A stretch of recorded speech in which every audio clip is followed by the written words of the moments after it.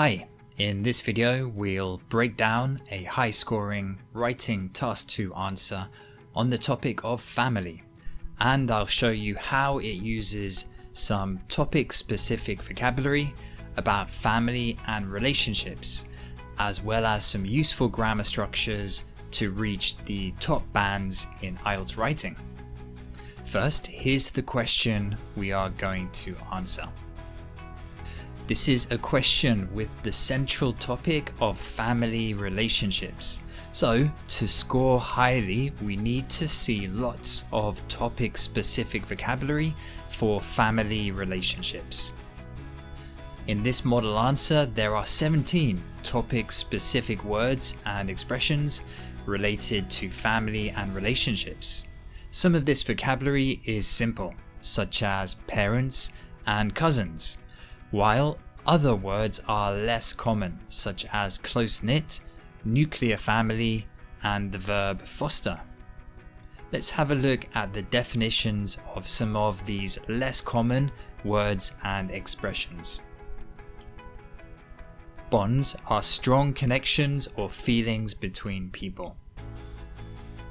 Close-knit is an adjective which means having strong relationships between members of a group or family.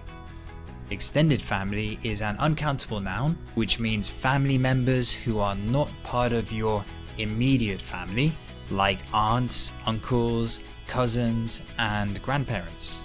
Foster is a verb which means to help something grow or develop, especially a relationship or feeling.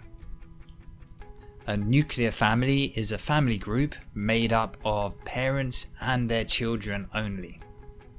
Quality time is time spent together, doing something enjoyable and without distractions. A sibling is a brother or sister. To stay in touch is to communicate with someone regularly.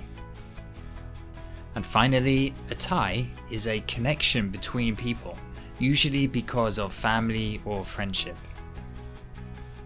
Now let's look at the model answer again, but this time identify grammatical structures which allow it to reach a high band for grammatical range. Firstly, we can see an example of the passive voice in the answer. The passive voice fits well in academic essays and can often be used in the introduction when paraphrasing. If, for example, the task question states "people often think," you can change this to the passive voice and write "it is commonly thought." The answer uses conditional sentences. Here we have an example from the answer with a first conditional, which shows a real possibility.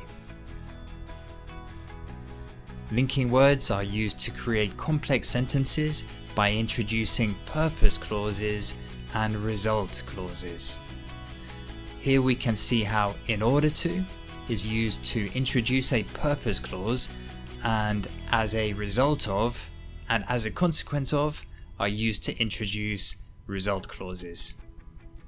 The answer also uses relative clauses effectively.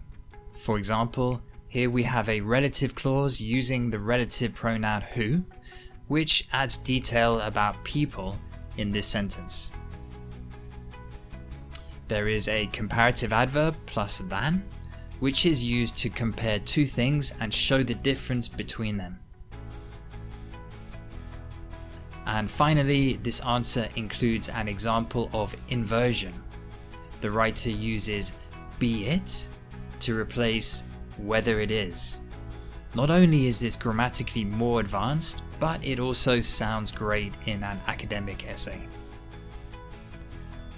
Thanks, good luck with your IELTS preparation, and see you next time.